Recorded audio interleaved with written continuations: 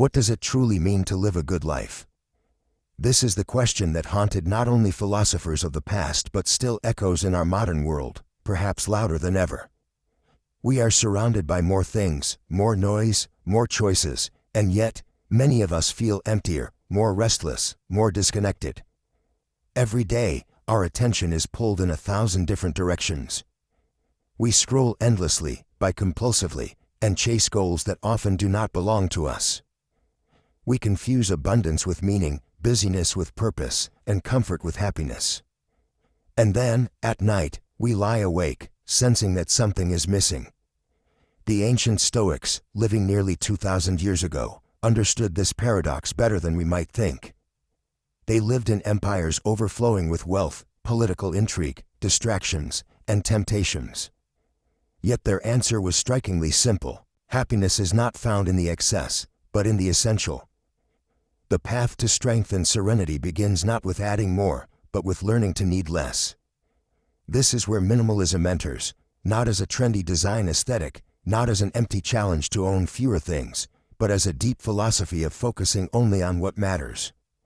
For the Stoics, minimalism wasn't about empty rooms or bare shelves. It was about clarity of mind, about stripping away what is useless, toxic, or distracting, and living in alignment with virtue.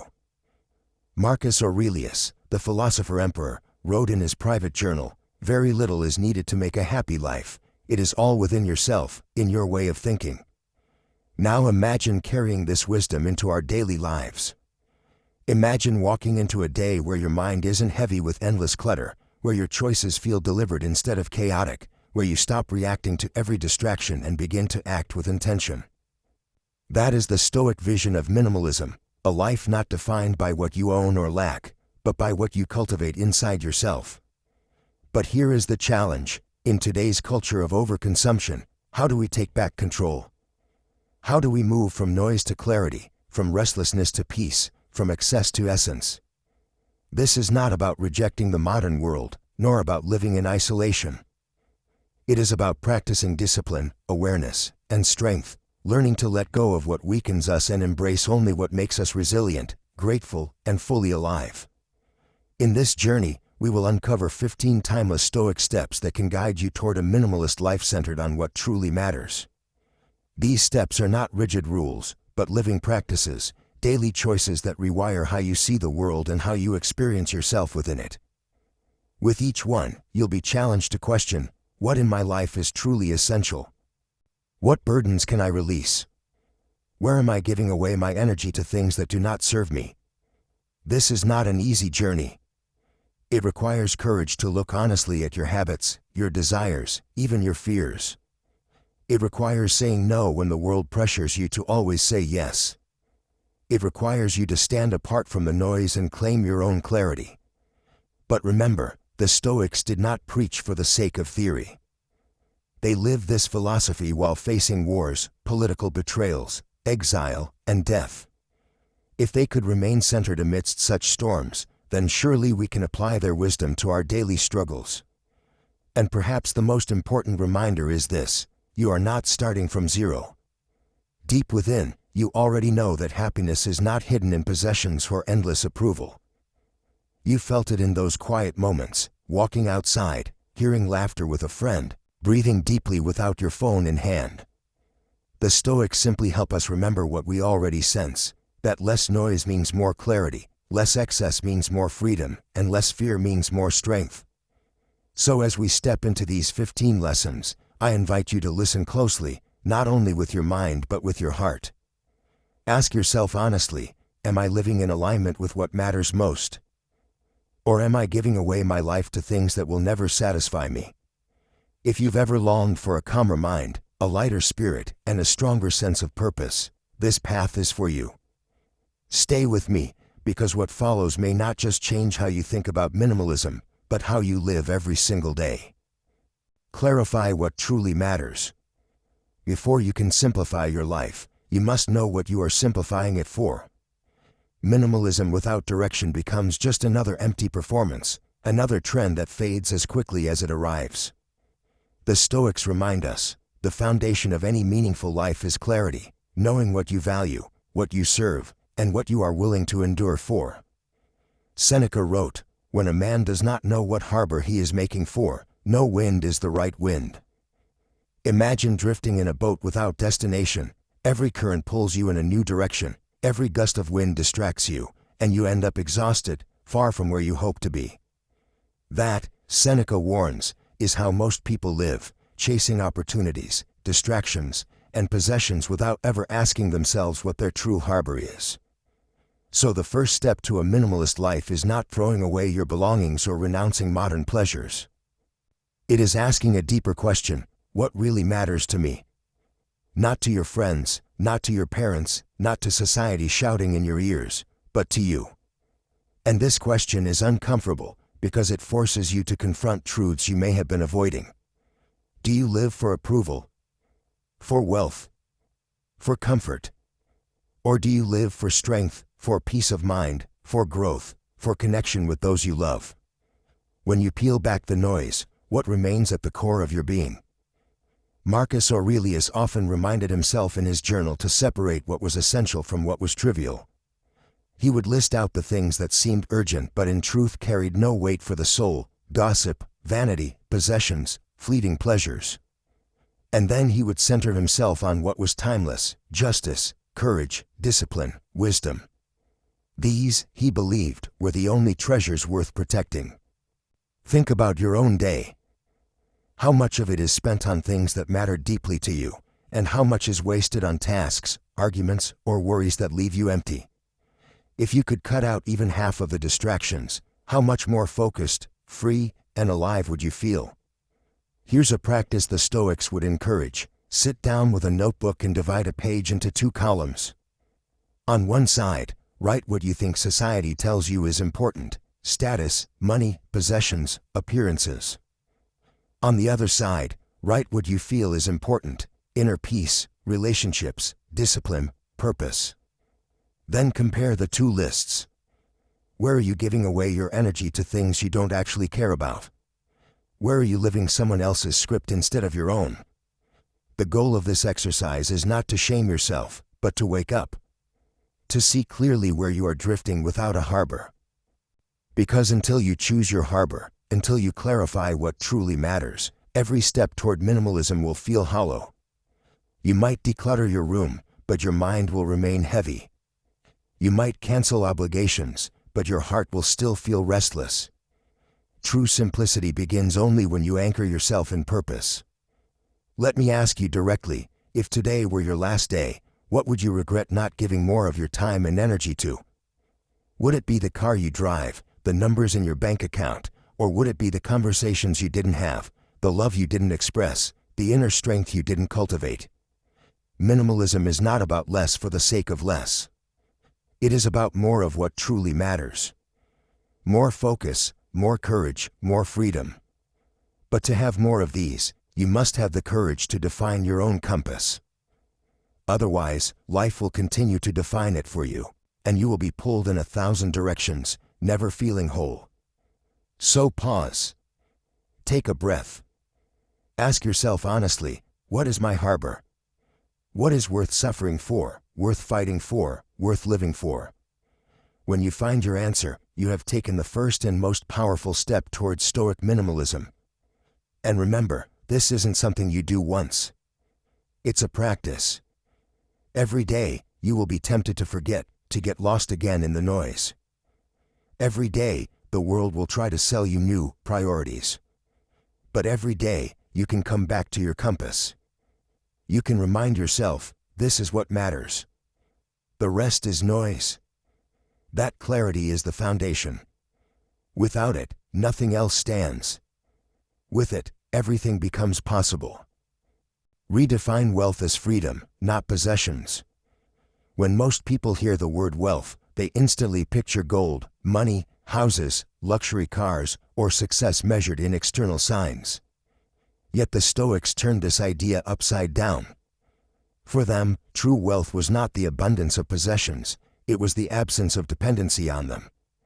Epictetus, once a slave, taught that freedom is not found in the things you own, but in the things you can live without. Imagine 2 men, one is rich, with 10 houses, but he constantly fears losing them, checks his accounts every hour, and cannot sleep because his mind is consumed by worries.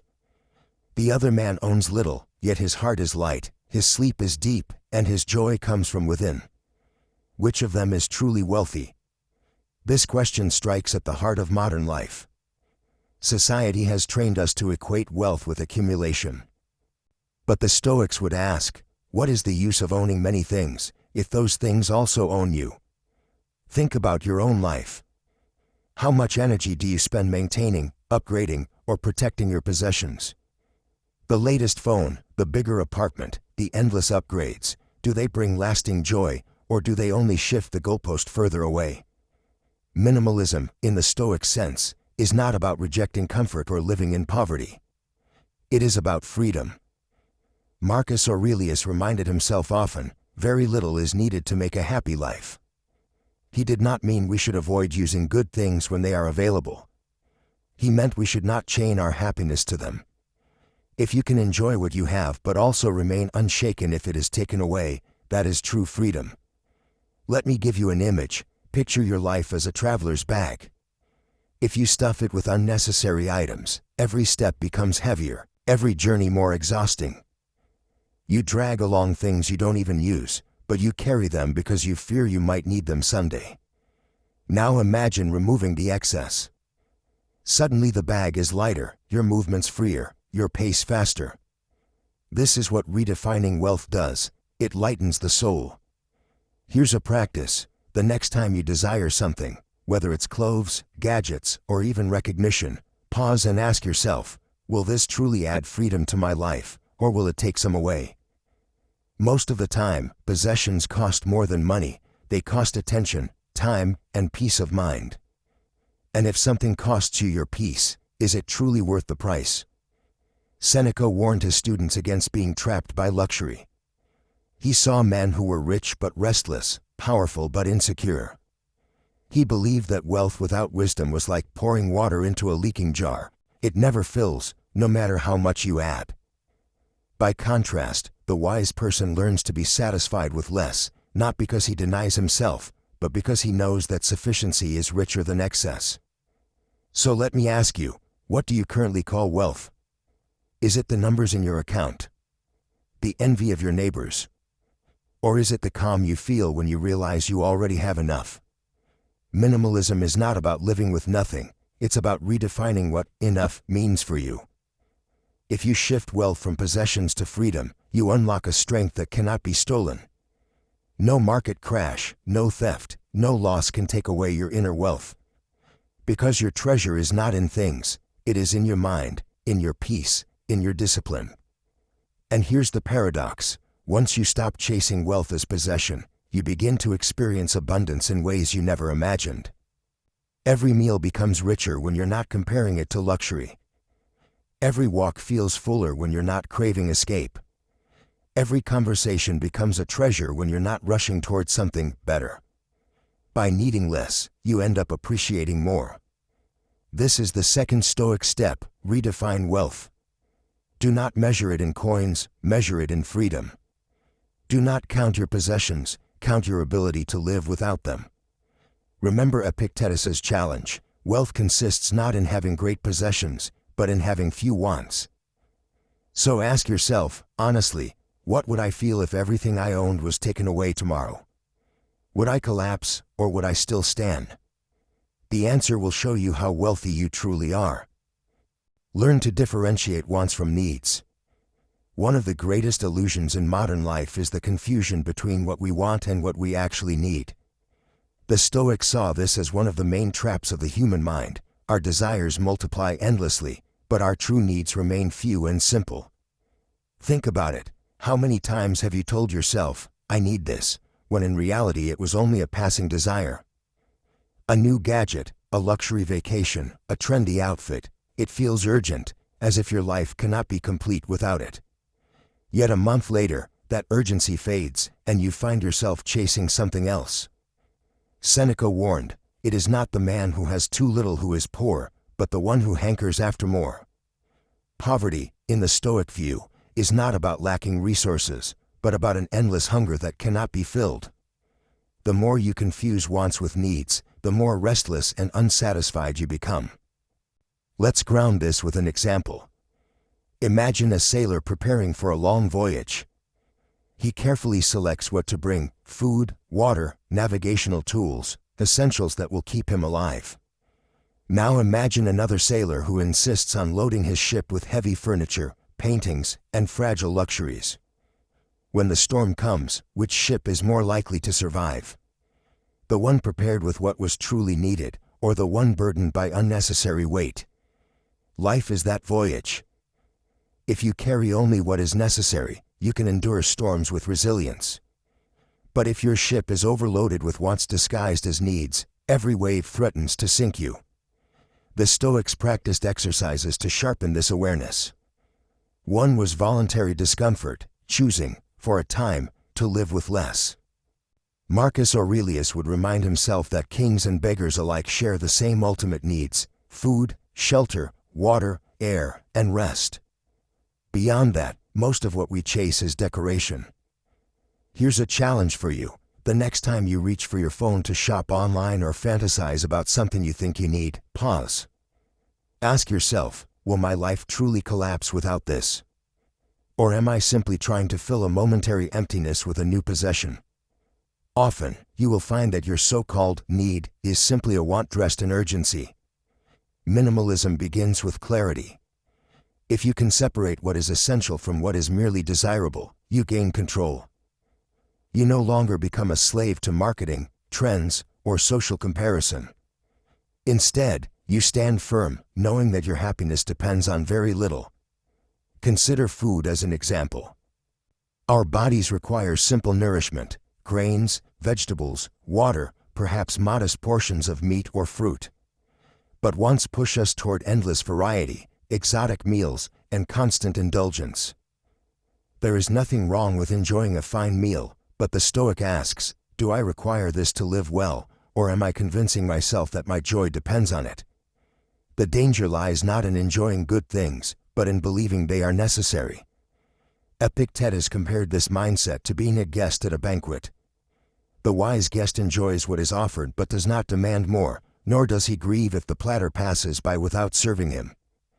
He eats what comes his way with gratitude, knowing that the essentials have already been provided. So, what does this mean for you in practical terms? It means creating a conscious filter in your daily life. When you face a choice, slow down and test it. Is this a want, or is this a need? Needs are few, and they support your freedom. Wants are infinite, and they chain you to constant dissatisfaction. Let me ask you, if you stripped away everything in your life that was not strictly necessary, how much lighter would you feel? What burdens would vanish? And what space would open for peace, creativity, or genuine connection? Minimalism is not deprivation, it is liberation.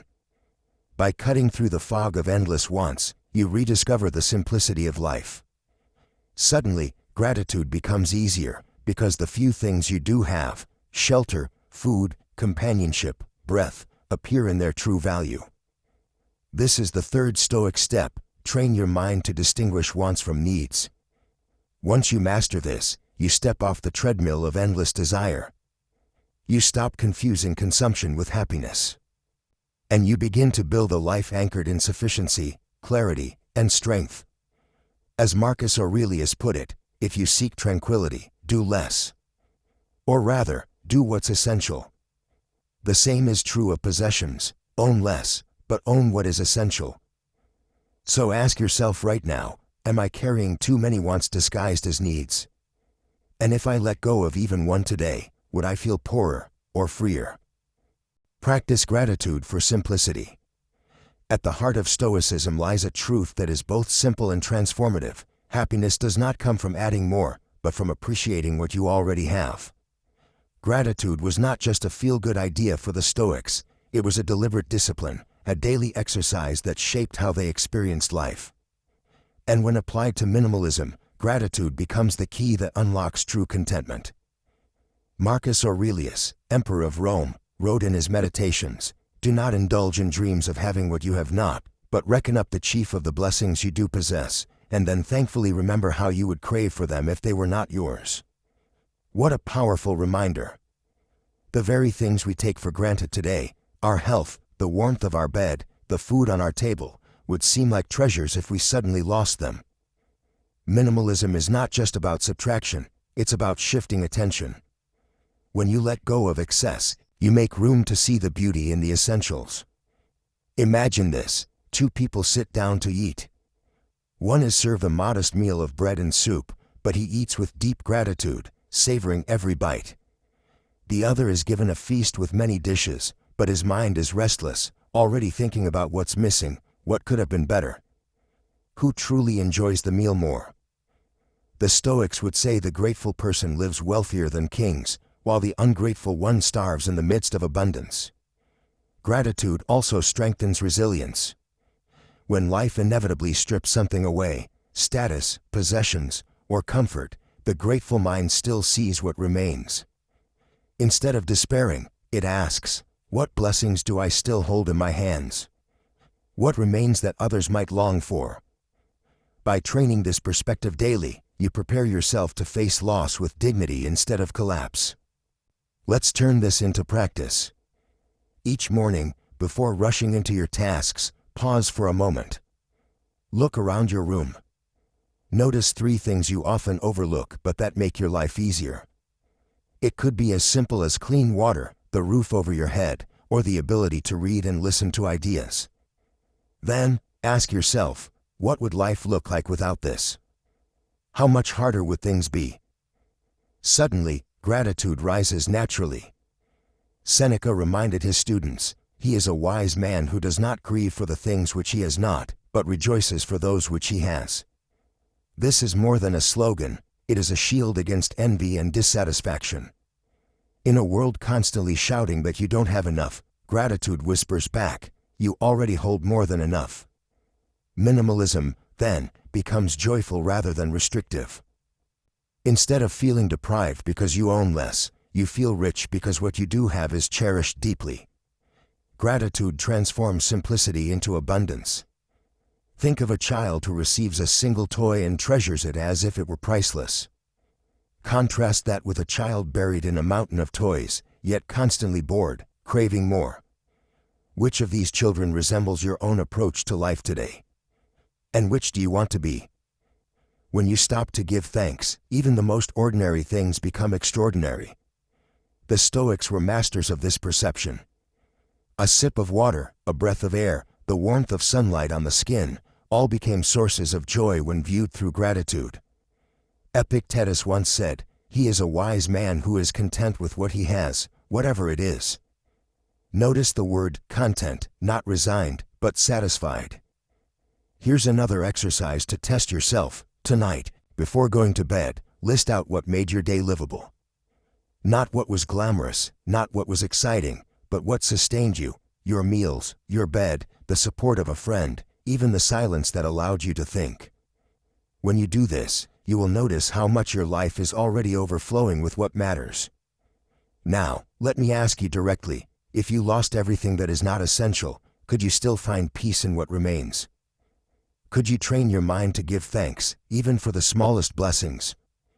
The truth is, gratitude is not natural in a world of comparison. It must be cultivated, day after day. And the more you practice, the freer you become. Because here is the secret, the person who practices gratitude is unshakable. No wealth can intoxicate him, and no loss can destroy him. He is anchored in simplicity, satisfied with little, and therefore invincible against the storms of fortune. So this is your Stoic challenge for today: live gratefully. Treat the ordinary as extraordinary. Thank life for what you already hold, and watch how your craving for excess begins to dissolve. Minimalism will no longer feel like a restriction, but like an expansion of joy. Ask yourself, am I living as if nothing is ever enough? Or can I train myself to live as if every small blessing is already more than enough? That is the 4th step toward a minimalist life, to practice gratitude for simplicity. For when gratitude fills your heart, even the smallest room feels like a palace. Master the art of saying enough. One of the most radical acts in a world obsessed with more is the ability to say, with confidence, I have enough.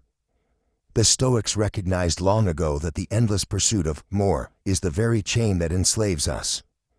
The moment you think happiness lies in the next possession, the next promotion, the next approval, you have given your peace away. Epictetus once reminded his students, wealth consists not in having great possessions, but in having few wants. This is not just philosophy, it is freedom. Because the truth is, no matter how much you gain, if desire is endless, you will always feel poor. But the one who can say, enough, enjoys a wealth that cannot be taken away. Let's pause and reflect. How many times have you bought something new, only to feel the thrill fade within days, sometimes hours? How many times have you chased achievements, only to find yourself restless, immediately craving the next? The Stoics would call this the hedonic treadmill, running endlessly, yet going nowhere. Minimalism, as guided by Stoicism, asks us to step off that treadmill. To recognize the race is not against others, but against our own ungoverned desires. Saying, enough, is not laziness or resignation, it is power. It is to stand tall and declare, I do not need more to justify my worth. I already carry enough.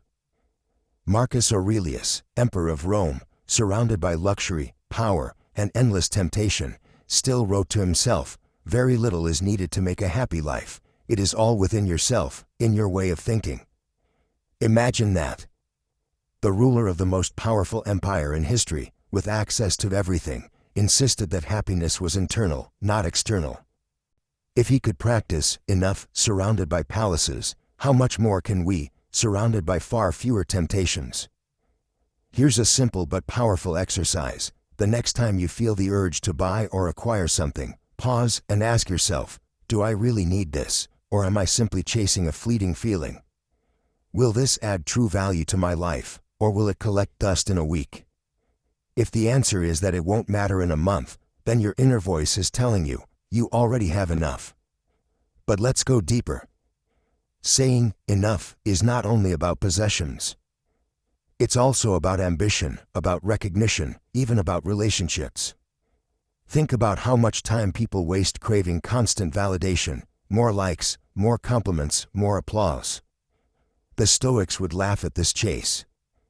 Seneca warned, it is not the man who has too little, but the man who craves more, that is poor. You may appear rich, successful, admired, but if you constantly crave more approval, you are still poor in spirit. Minimalism here is not the absence of ambition, it is ambition purified. Instead of saying yes to everything, you focus only on what truly matters. You no longer scatter yourself thin in search of more, you pour yourself fully into the essentials. That is the discipline of enough. Picture this, a glass of water. If you fill it to the brim, even one more drop will cause it to overflow. That is what life feels like when you chase more and more. It spills over, messy, stressful, unbalanced. But if you stop just before the brim, you hold balance, peace, and clarity. That's what enough looks like in practice. Now ask yourself, where in my life am I overflowing? Where am I chasing more when I already have what I need? Could I dare to say enough and be content? The Stoics challenge us to reframe success. It is not found in the one who accumulates the most, but in the one who has learned to stop when the essentials are secured. The minimalist life, powered by Stoic wisdom, is not bare, it is balanced. It is not about living with nothing, but about recognizing when you have enough of everything that matters. So let me ask you directly, if today, with what you already have, your health, your breath, the ability to think and act, you declared, this is enough, how much lighter would your soul feel? How much freer would you be? This is the fifth step to a minimalist life, mastering the art of saying enough.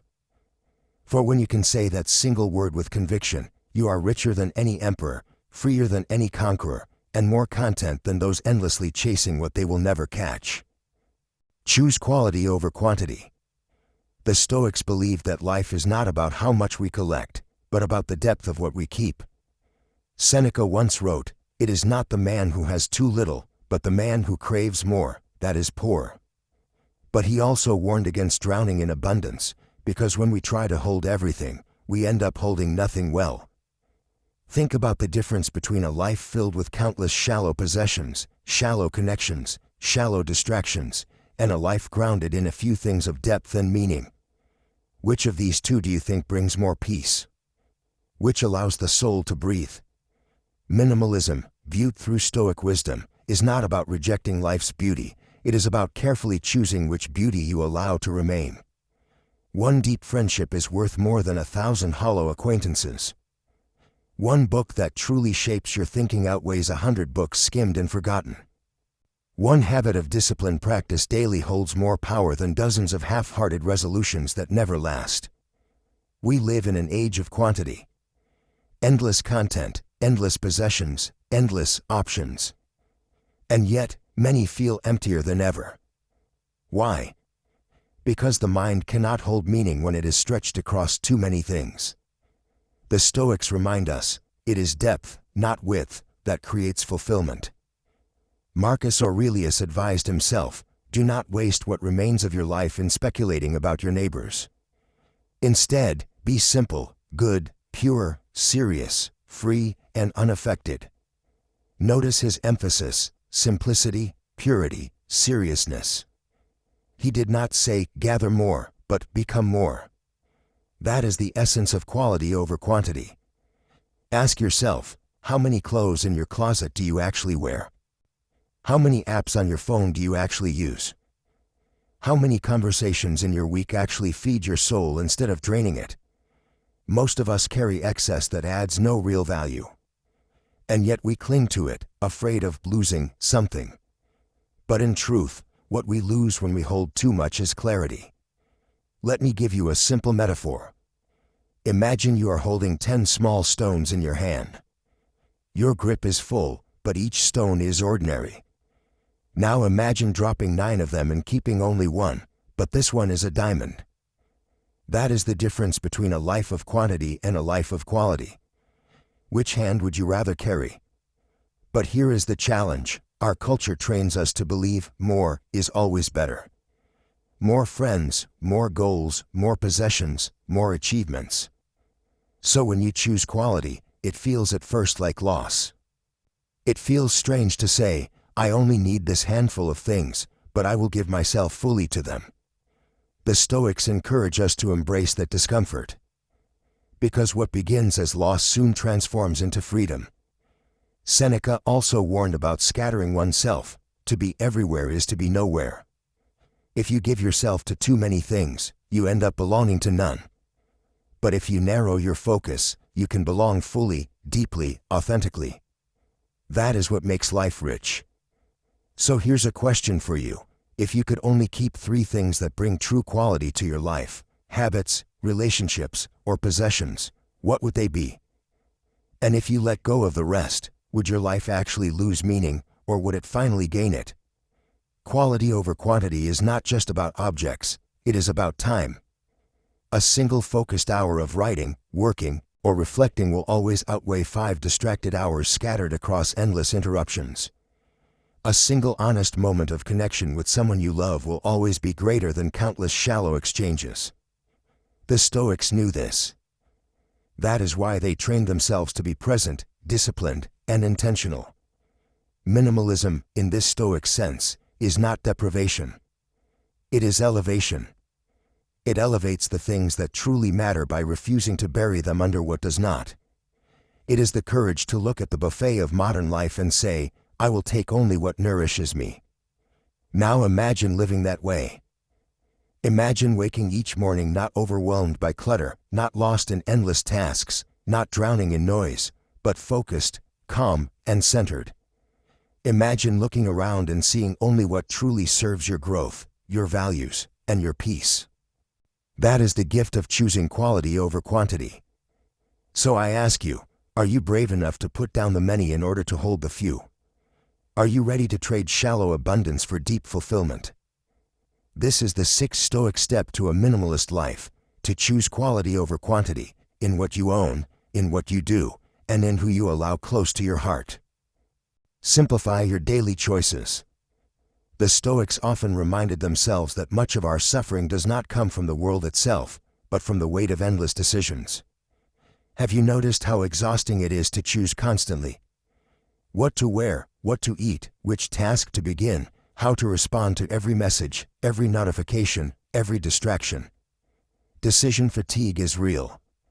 And the more cluttered our choices, the more drained our minds become.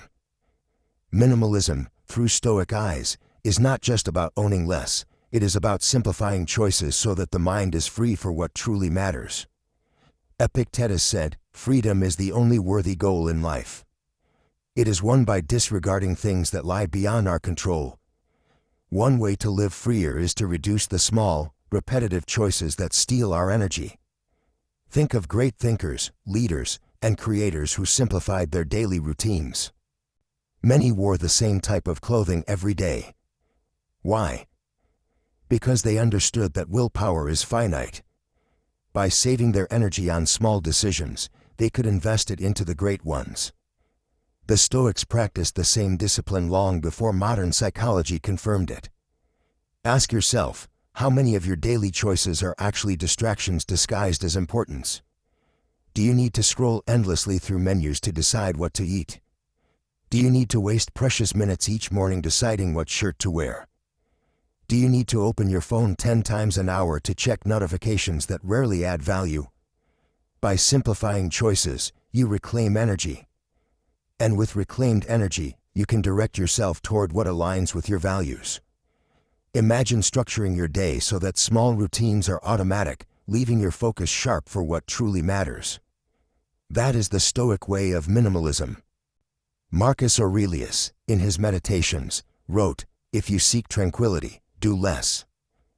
Or, more accurately, do what's essential. Which brings a double satisfaction: to do less, better.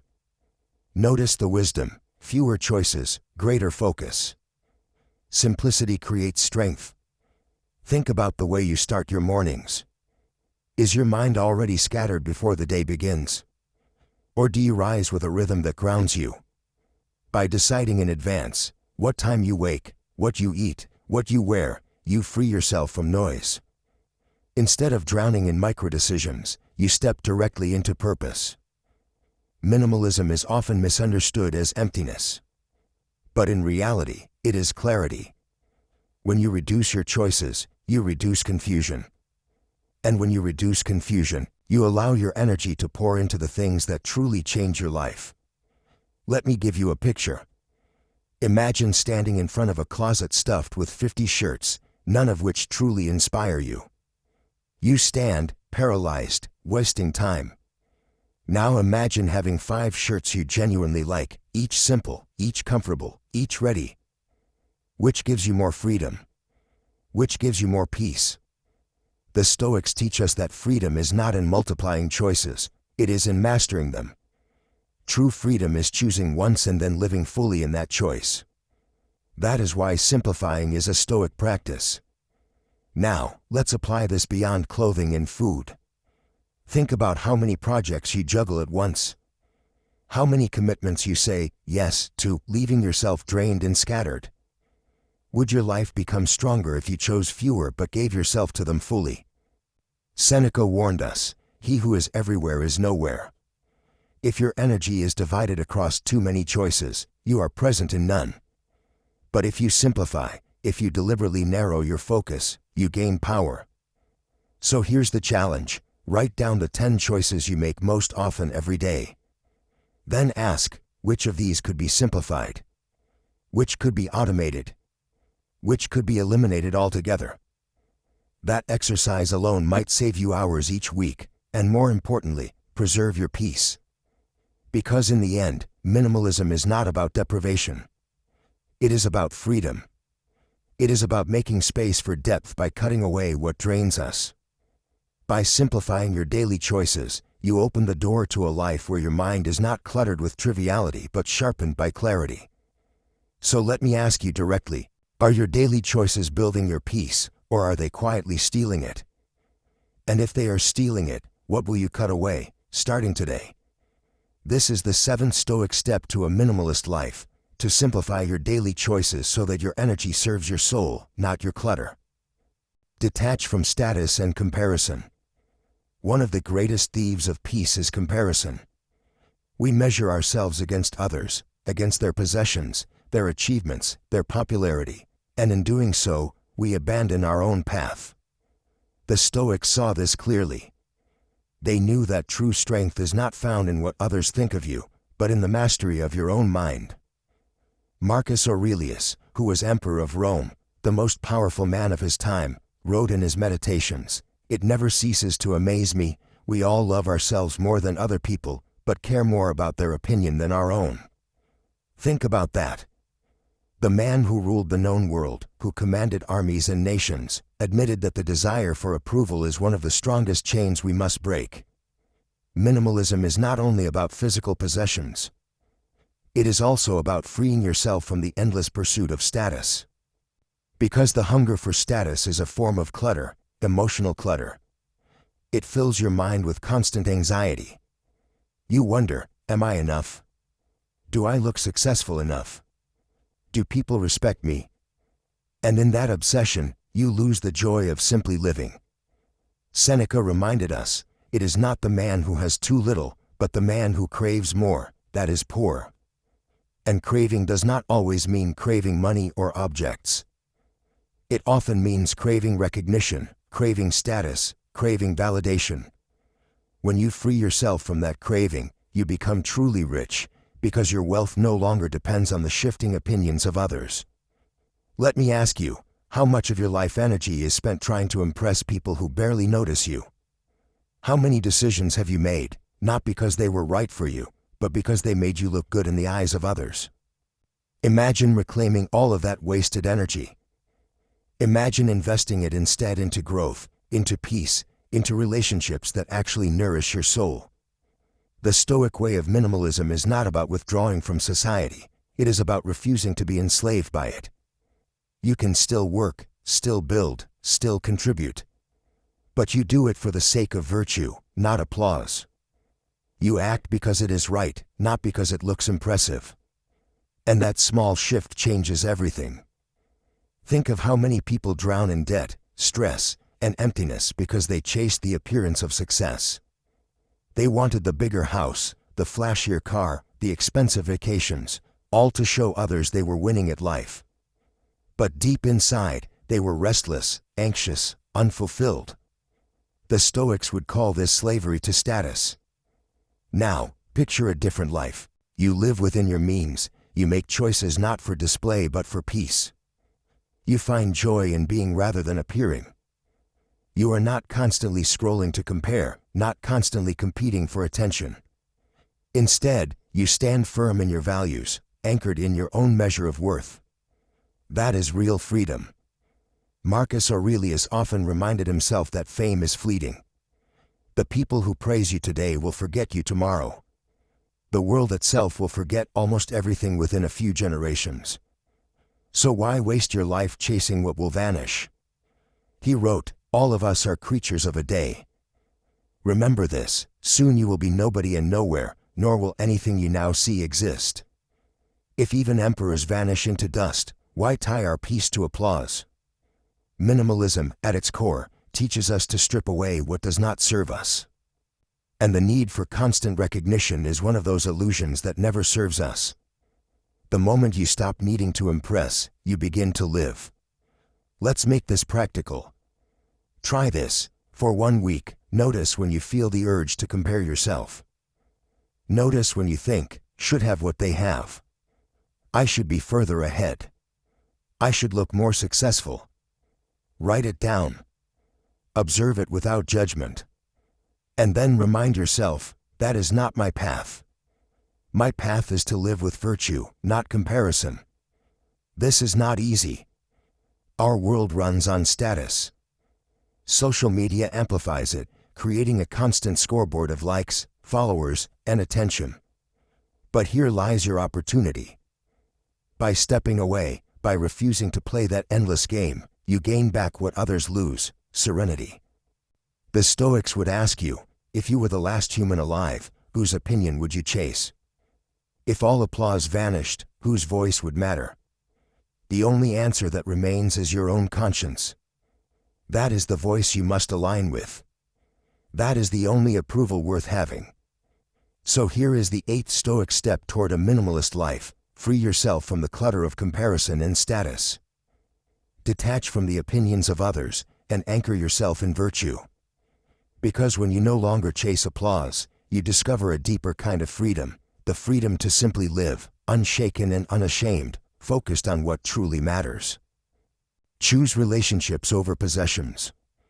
One of the most profound truths the Stoics left us is that life is measured not by what we own, but by who we share it with.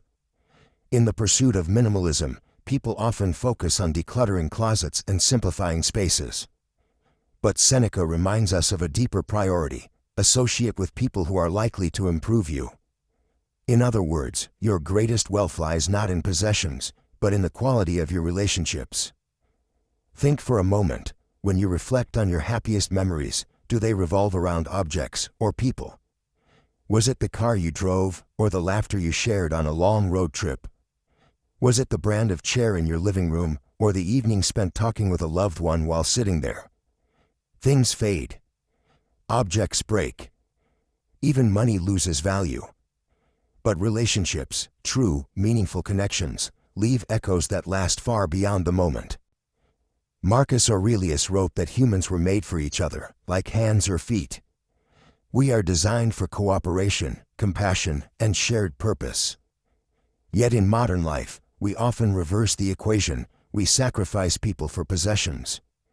We chase the next promotion, the bigger home, the shinier gadget, believing it will secure our worth.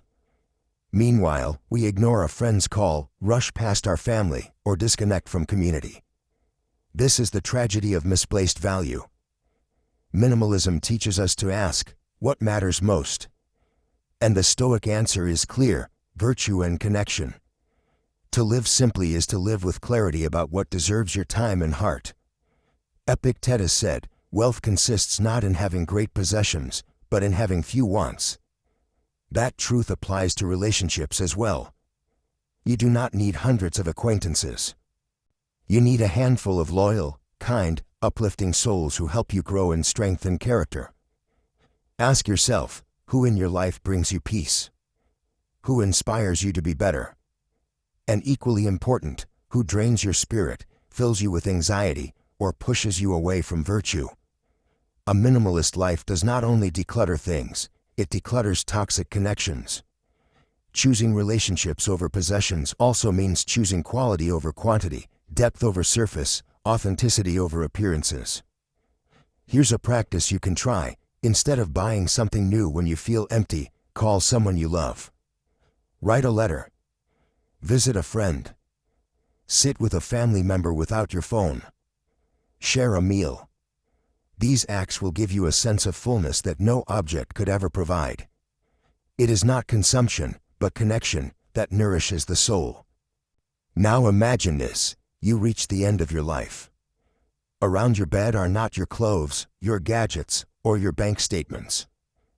Around your bed are faces, the people you chose, the people you loved, the ones you invested in. That image is the final proof of what truly matters. The Stoics understood that life is brief, and so the greatest wisdom is to invest it wisely. This is why Step 11 calls you to consciously choose relationships over possessions. Declutter your life of things that steal time from people. Stop trading conversations for screen time. Stop replacing love with luxury. Ask yourself, if I own less but love more, will I not be infinitely richer? Let this question linger. When was the last time you chose someone over something? Did you pick the meeting over the family dinner? The phone over the friend in front of you? The career chase over your child's story at bedtime? Minimalism and Stoicism unite here to remind us that discipline is not just about self-control, but about self-direction, pointing your energy toward what is eternally valuable. So, the 11th Stoic step to a minimalist life is this: choose relationships over possessions. Give your time, your attention, your loyalty, your compassion, not to things, but to people. Because at the end, Your greatest treasures will not be stored in closets or bank accounts, but in hearts. And those treasures never break, never rust, and never fade. Practice daily gratitude for what you already have. The 12th step in building a minimalist and Stoic life is perhaps the simplest, yet it carries the deepest power: gratitude. The Stoics constantly reminded themselves that happiness does not come from getting more, but from appreciating what already lies before us. Seneca once wrote, "It is not the man who has too little, but the man who craves more, that is poor." This single line is a compass that points us away from endless desire and toward peace. Gratitude is the antidote to excess. Why? Because when you truly see the value of what you already have, you stop chasing what you do not need. Imagine waking up tomorrow with only the things you remember to be thankful for today. What would remain in your life? Would you still have your home, your health, your friends, the air in your lungs, the quiet morning light? Gratitude opens your eyes to how rich you already are, even if you own very little. In today's world, we are constantly trained to believe we are lacking. Advertisements whisper, "You are incomplete until you buy this." Social media tells us, "You are behind compared to others." Consumer culture insists, "You will be happy only when you upgrade." But the Stoic countervoice is firm and clear: happiness is not in the new, but in the now. Marcus Aurelius, Emperor of Rome, surrounded by unimaginable wealth and power, reminded himself daily, "Do not indulge in dreams of what you have not, but reckon up the chief of the blessings you do possess, and then thankfully remember how you would crave for them if they were not yours." Even he, with palaces and armies, knew the truth, that without gratitude, abundance is empty. Ask yourself honestly, how often do you pause to notice the simple gifts? The taste of clean water, the warmth of sunlight on your skin, the ability to read, to think, to learn. These are treasures countless people throughout history never had. And yet we overlook them, always scanning for the next achievement, the next possession, the next escape. Gratitude stops this restless scanning and anchors us in enough. Here is a practice you can adopt the Stoic way. At the end of each day, write down 3 things you are thankful for. They do not need to be dramatic or impressive. In fact, the smaller, the better. Maybe it was a smile from a stranger. Maybe it was a moment of silence before bed. Maybe it was the strength to endure something difficult. By noticing and naming them, you rewire your mind from scarcity to sufficiency. Gratitude is not passive. It does not mean ignoring problems or pretending everything is perfect. Instead, it equips you with resilience. When you face challenges, gratitude reminds you of what remains unshaken. Lost a job? You still have your skills. Lost money? You still have your time and health. Lost a possession? You still have your character, your ability to rebuild. Gratitude reveals that even in loss, life continues to give. Minimalism without gratitude can feel empty, like a room stripped bare but without warmth. Gratitude fills that space with light.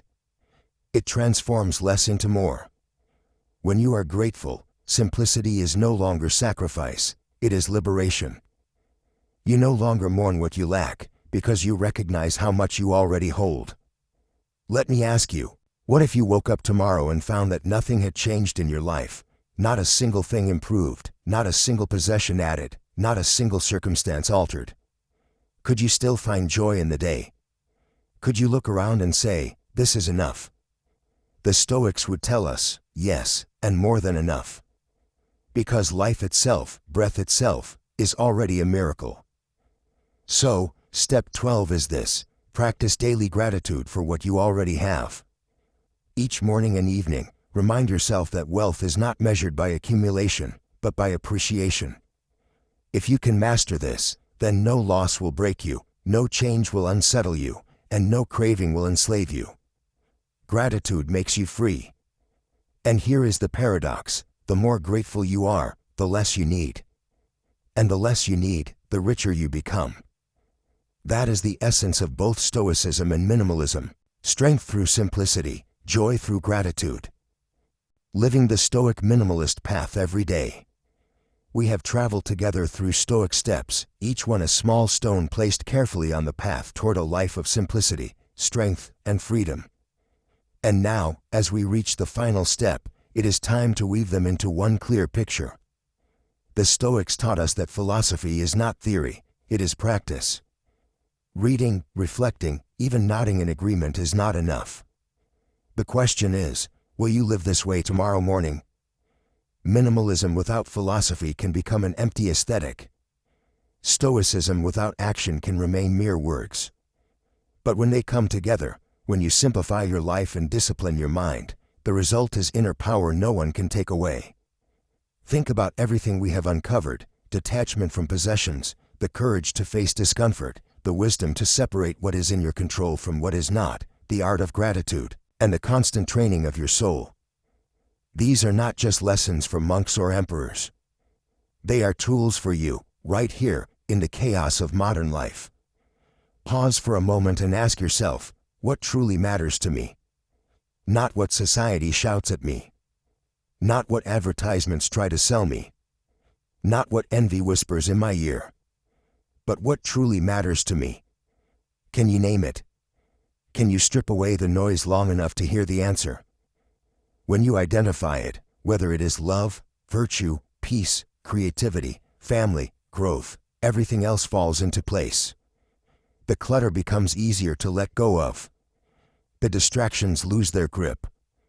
The false urgencies vanish. You begin to walk lighter, freer, stronger.